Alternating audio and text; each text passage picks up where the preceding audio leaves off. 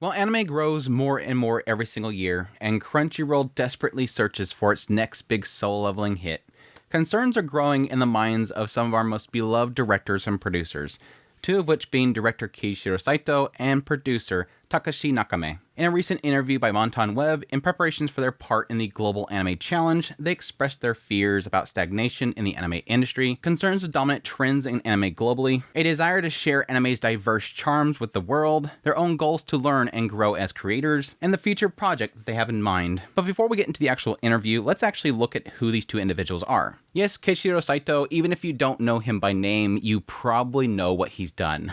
This is a very, very beloved director, mainly around his work with Bocchi the Rock. Yes, a lot of people absolutely love the creative work that he did for Bocchi the Rock specifically. And then later on, he went on to do the first season of Frieren Beyond Journey's End, which honestly should have won the anime awards, but we're not talking about that here. We're not talking about that here.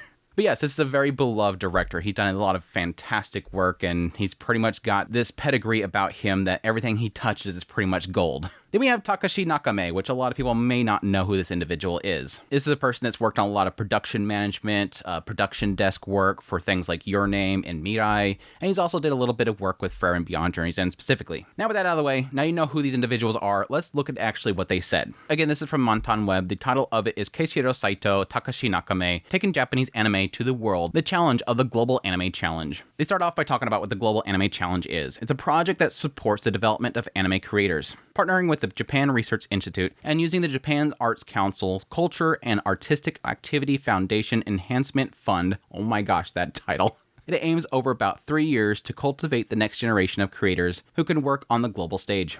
11 talented young animators, producers, directors, and storyboard artists from Japan have been selected as candidates. They will undergo one-on-one English training, participate in workshops on overseas expansion, intern at foreign studios, create pilot films, and exhibit at international anime events. Amongst those chosen as GAC candidates are Keiichiro Saito, director of Bocchi the Rock and Frieren Beyond Journey's End, and Takashi Nakame, who has worked on Your Name, Mirai, Bell, and Frieren Beyond Journey's End. We spoke to Saito and Nakame about their challenges in this project. A sense of stagnation in the anime industry. Why did you decide to join the project, they asked. Nakame says, it is a bit vague, but I felt a sense of stagnation in Japan Animation's production environment. I wanted to try something different from what I've done so far. When I heard there would be a chance to learn about overseas production sites, I became interested. I'm not sure if it will directly solve the problem I'm currently facing, but I thought it might be a catalyst for change, so I decided to join. Saito said, about the time that I was thinking about studying abroad and language learning, Nakame invited me. Like him, I also felt a certain stagnation in the current anime industry, and when I thought about how to move forward in this field, I realized I had interests beyond what I've been doing so far. That's why I decided to participate. It's very interesting to kind of see these two individuals saying this particular thing, and the idea of the stagnation of the anime industry, about their projects kind of being stuck in one place, because again, looking about what they've kind of worked on, these are some really incredible pieces that they've actually worked on.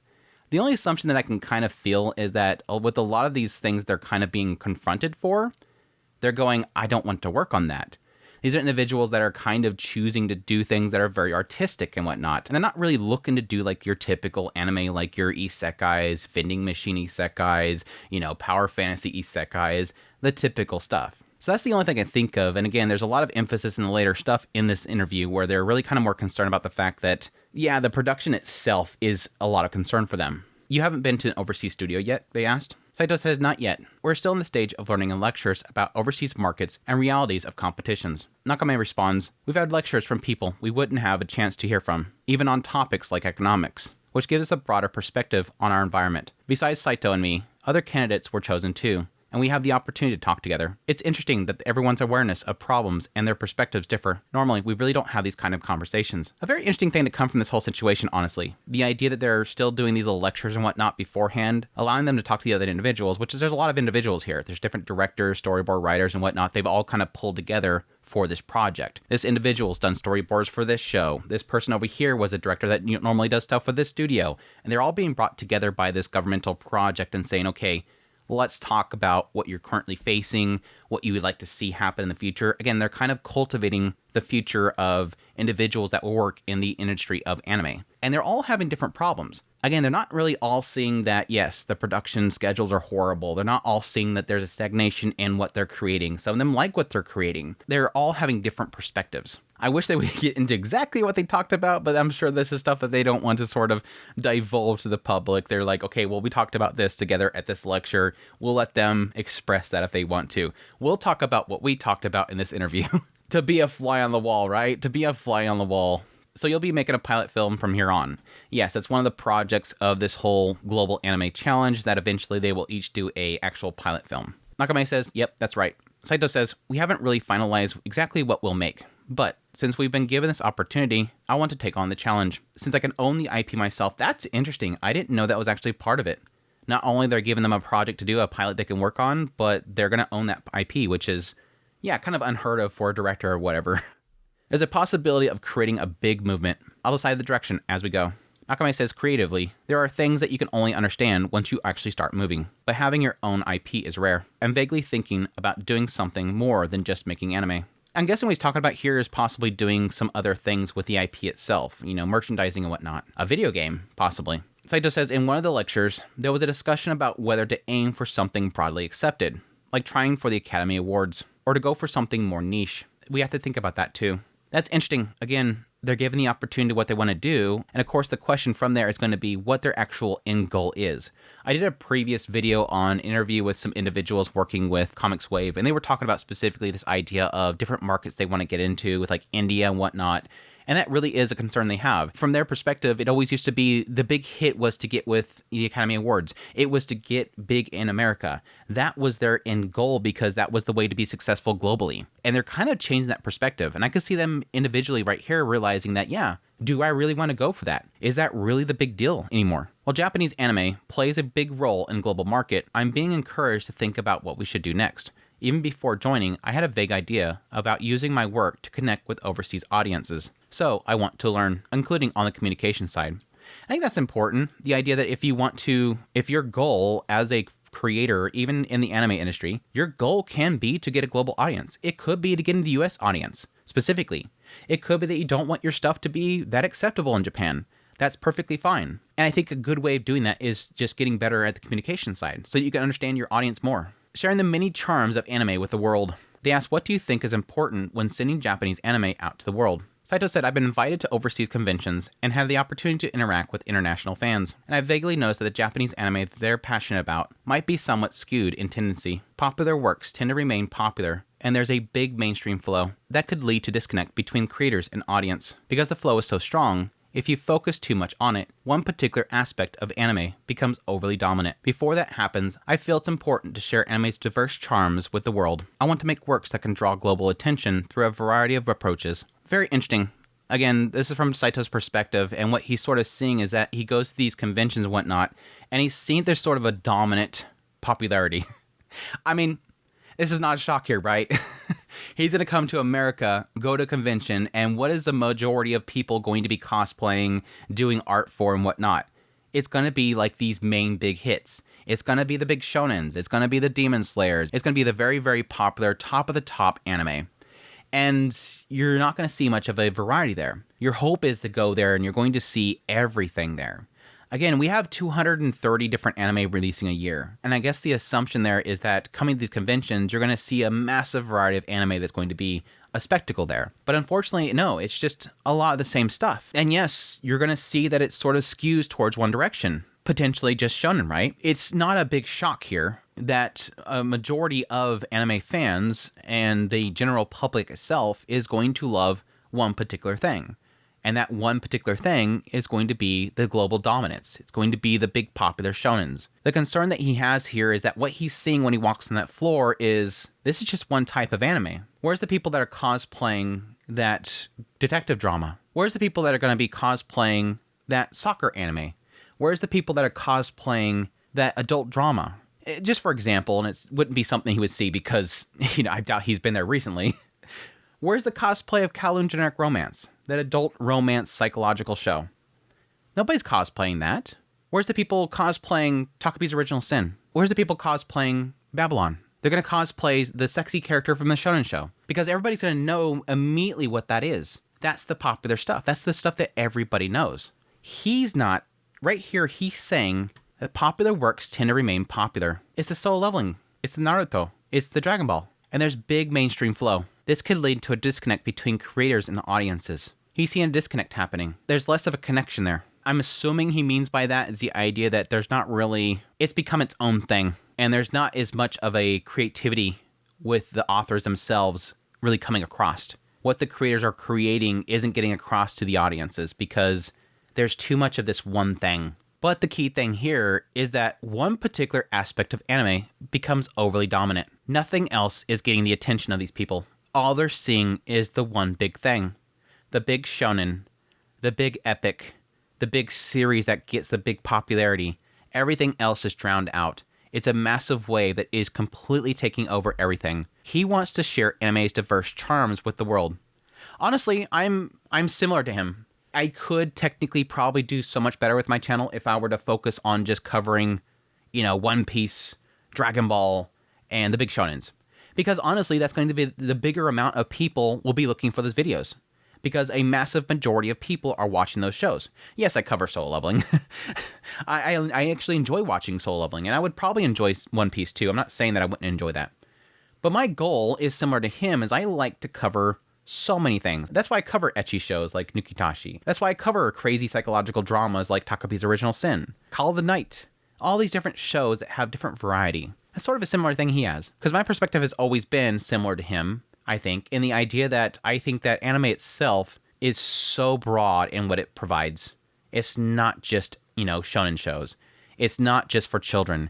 It's not just for adults. It's not just for teens. It's not for young adults. It's not for older adults.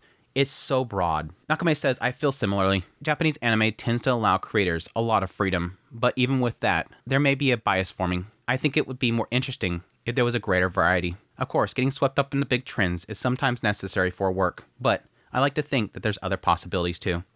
Yeah, again, Nakame sees the same thing. We're getting really, really narrow with what's being accepted.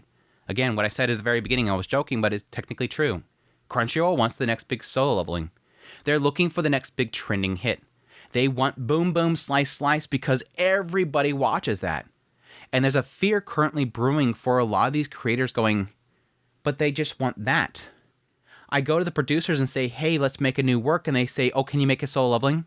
Oh, can you make a Demon Slayer? No, I was thinking about, no. Like, unless you can create this that will get the big appeal, we don't want it. There's a fear right now these individuals have that we're all going the same direction. And that could essentially kill anime. I fully agree with that. If all the anime industry just starts to try to make that next solo leveling, people will get tired. They will stop watching. Isekai was doing that for quite a bit. Yes, there's still a lot of isekai, but it's starting to kind of dwindle away. Why? Because I think they realize that people aren't watching all this stuff. They still watch a lot of it, though.